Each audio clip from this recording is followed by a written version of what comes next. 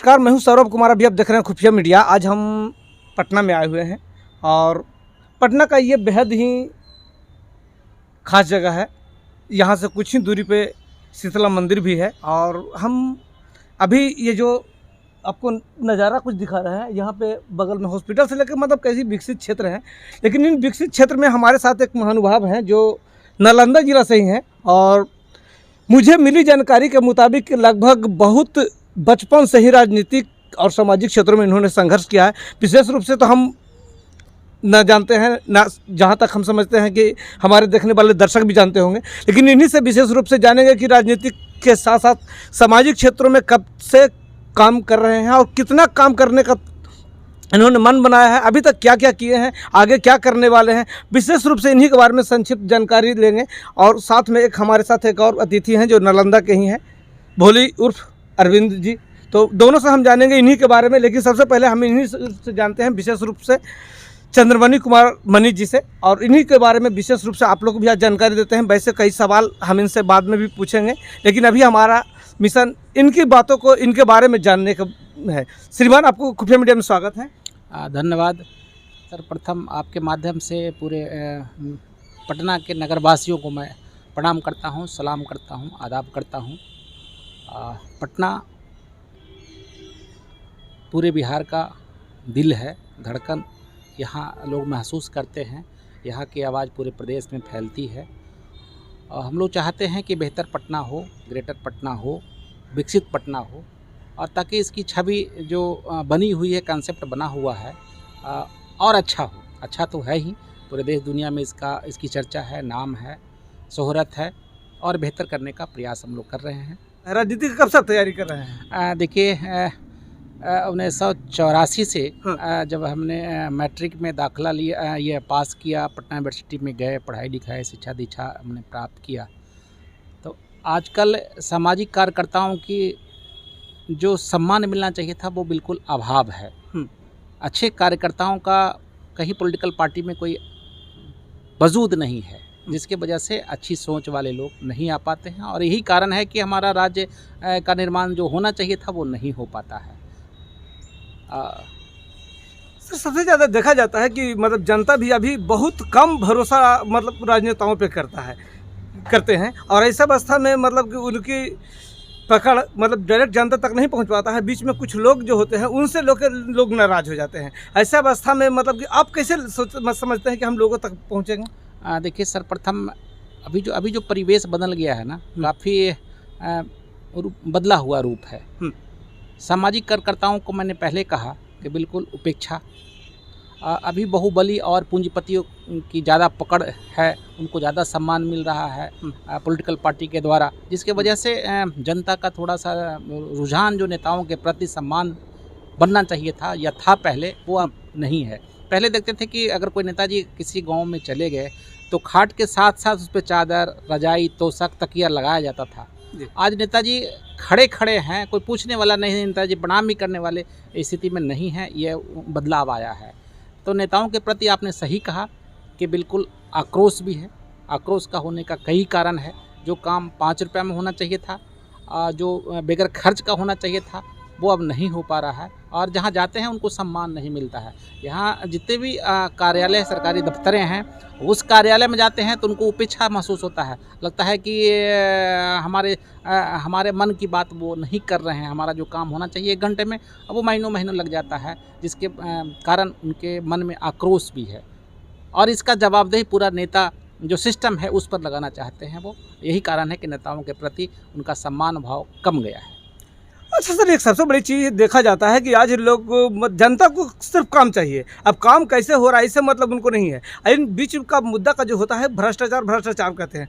आप किस में विश्वास करते हैं, भ्रष्टाचार में या काम में?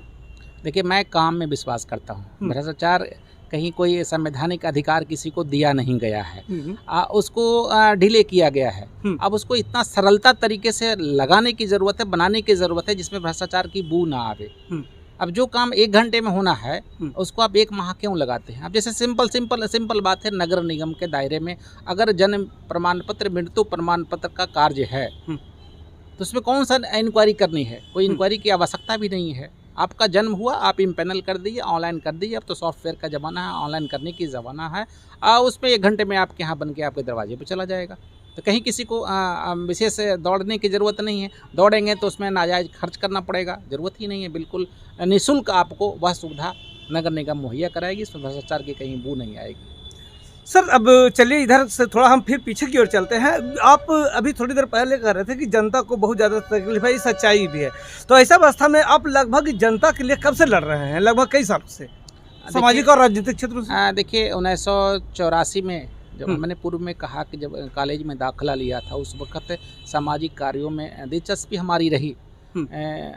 अब तक कई नौकरी करने का मौका मुझे मिला, लेकिन सबको मैंने उसमें एडजस्टमेंट हमारा नहीं हो पाया। मन नहीं लगा, दिल नहीं लगा, सामाजिक कार्यों में ज़्यादा लगा, जिसकी वजह से सामाजिक उत्सुकता हमारी बढ़ी रही। और वही कारण है कि बार बार मुझे खींच लाता है कि समाज सेवा में अपने को ज़्यादा अच्छा महसूस करते हैं। इसी क्रम में कई लोगों को, चाहे वो मानवाधिकार का जहाँ भी हनन हुआ, वायलेंस हुई है, उसको हमने मदद करके उनको लाभ दिलवाया है। कई घटनाएं, 1-2 घटनाएं नहीं, अनगिनत घटनाएं हमारे नॉलेज में है जिससे आवाम को लाभ मिला है। जो सजाएं, जैसे 302 मुकदमा आज के दिनों में जब होता है तो बरस गुजर जाते हैं, दशक गुजर जाते हैं, जिसको हमने 3 महीना 4 महीना के अंदर उसको समाप्ति करा दिया। अब जिस घटना में कोई अभियुक्त दोषी नहीं है, वो पैर फिसल के पानी में डूब के मर गया और उसे 25 लोगों को एक्यूज्ड बनाया गया। घटना बड़ी घटना रही, जिसे 25 लोगों को एक्यूज्ड बनाया गया और 25 लोग एक्यूज्ड बनने के क्रम में वो घर परिवार पूरा तबाह होने की स्थिति में था। अब नहीं कहना चाहिए, भ्रष्टाचार की बात आपने करी है, तो थानेदार उसको बुला कह रहे हैं कि भाई आप 5 लाख रुपये दीजिए तब आपको नाम काटेंगे, आप तो एक्यूज्ड हैं। जब आपने इंक्वायरी करने के क्रम में पता चला कि वो जो आदमी डूबा है पानी में, पहले शराब का सेवन किया था और पैर फिसलने के क्रम में वो पानी में डूबा और बरसात के दिनों में उनकी जानें चली गई। पोस्टमार्टम रिपोर्ट भी कह रहा है। उसी आधार पर ह्यूमन राइट्स कमीशन ने भी डिसीजन दिया और वो 3 माह 4 माह के अंदर वो सब लोग बरी हो गए। ये पहली उपलब्धि मानी गई। इसके लिए कई ऑर्गेनाइजेशन, नेशनल स्तर के ऑर्गेनाइजेशन ने अनुशंसा करी। फिर पद्मश्री अवार्ड के लिए भी रिकमेंडेशन हुआ, जो प्रक्रिया के अंतर्गत आते हैं। कई उपलब्धि मानी गई इस तरह का, तो उससे हमारा उत्साह और बढ़ा जी। अच्छा सर, चूँकि आपने अब ये तो दिमाग में लगा लिया है कि हमें अपने साथ मतलब समाज को, अपने क्षेत्र को, सभी लोगों को डेवलपमेंट करना है। डेवलपमेंट को लेकर तब तो आप ऐसा व्यवस्था में तो कहीं ना कहीं आप राजनीतिक रूप से किसी न किसी पद के लिए भी तैयारी कर रहे हो। देखिए, राजनीति में कई प्लेटफॉर्म पर मैंने काफ़ी सक्रिय रूप में मैं रहा।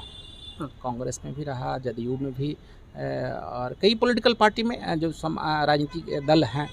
लेकिन हमारे जैसे सामाजिक कार्यकर्ताओं को घोर अपेक्षा महसूस हुआ।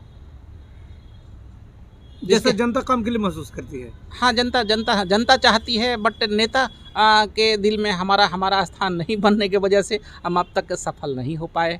टिकट हमें नहीं मिला, अगर टिकट मिला भी तो 11th आवर में कट गया, कारण जो भी रहे हों, जिसके वजह से हम लोग सफर रहे हैं। लेकिन अपने कार्यों में कभी हमने अपने आप को छोड़ा नहीं, कार्य को छोड़ा नहीं, सेवा भाव से हमेशा अनवरत जारी रहा। अब देखिए ना, पिछले साल कोरोना आया था। कोरोना में परिवार के लोग उनको नहीं पूछ रहे थे, उनके मदर फादर जो भी कोरोना ग्रसित या भाई हैं, सब अपने घर में बंद थे। लेकिन हम लोग यहाँ से घर से दर्जनों लोगों को खाना बना के, अस्पताल में पानी खाना पिना के सब लोगों को व्यवस्थित कराया।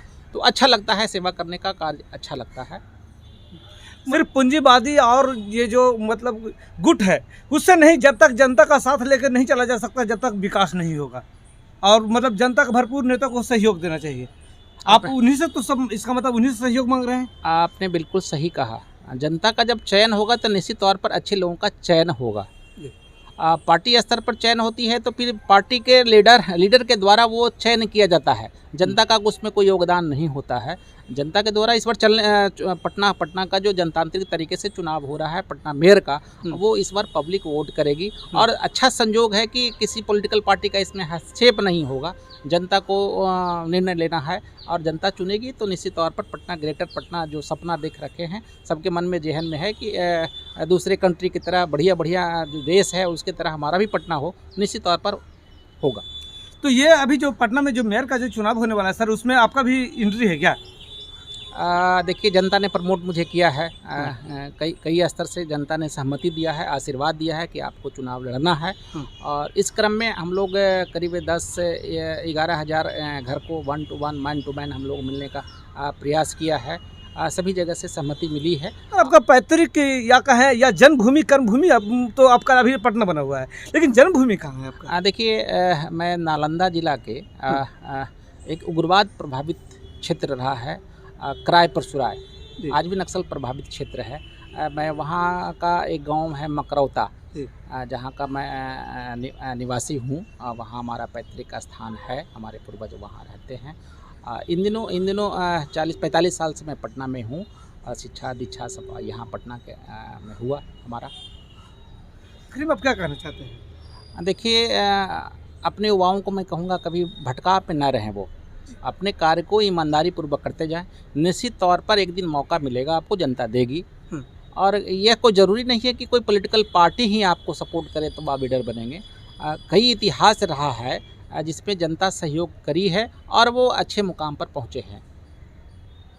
तो एक नई राजनीतिक पहल है आपकी तरफ से सर? हाँ बिल्कुल, एकदम जमीनी स्तर पे? हाँ बिल्कुल बिल्कुल बिल्कुल। हवाबाजी नहीं करनी है? हाँ बिल्कुल नहीं करनी है। हवाबाजी का समय ही मौका ही नहीं है अब जनता के बीच में। कोई एक दिन का पॉलिटिक्स हम लोग सामाजिक कार्य नहीं कर रहे हैं। कई इतिहास रहा। देखिए, समृद्ध भारत चैम्बर ऑफ कॉमर्स जो राष्ट्रीय स्तर का ऑर्गेनाइजेशन है, उसके मुझे डायरेक्टर चुना है।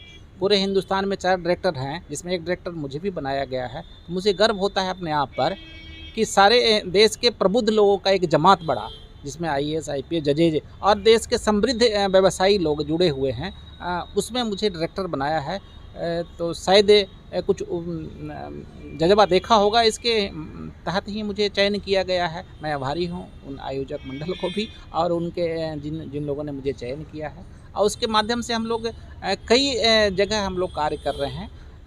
कई छोटे छोटे रोजगार को देने का भी हम लोग प्रयास कर रहे हैं। कई जगह सफलता भी मिली है। आने वाला समय में बहुत बेहतर परिणाम देने वाले हम लोग हैं। ये कि पटना का जो अपना प्रोडक्शन होगा, वो पटना बिहार का होगा, प्रोडक्शन होगा। चाइना को हम लोग दोषी ना माने, उनका जो हुनर है उनसे अडॉप्ट करें, उनसे ज्ञान लें और उनके तरह का उपकरण हम लोग बनाएं। पहले देखिए ना, एवरेडी बनाया जाती थी। एवरेडी महीना साल में 500 रुपया का बैटरी टॉर्च खरीदते थे और उसमें स्विच कभी ख़राब हो गया, कभी बल्ब ख़राब हो गया। अब देखिए, चाइना जो बनाया है 400 में बैटरी टॉर्च देती है, जो 5 साल गारंटी देती है वो। और खूब चलाइए, पटक दीजिए, तोड़ दीजिए, कुछ नहीं होने वाला है। तो इस तरह का उनका जो तकनीकी है, उनको एडॉप्ट करके डेवलप करने की ज़रूरत है और निश्चित तौर पर हम लोग को प्रयास करना चाहिए। जैसे कि कहा जाता है कि सीखने की ज़रूरत है, लड़ने की ज़रूरत सिर्फ नहीं है। लड़ा तब जाए जब क्वालिटी हमारे अंदर आ जाए। चलिए, तो इनकी जो विशेष और मुद्दे हैं और जो इनके द्वारा ज़मीन पे धरातल पे जो मुद्दे निकाले जाएंगे, उसके बारे में हम विशेष तौर पे एक बार और आपके सामने रूबरू होंगे। उनकी पूरी बातों को हम रखेंगे। इसी के साथ हम अपनी बातों ख़त्म करते हैं। जय हिंद।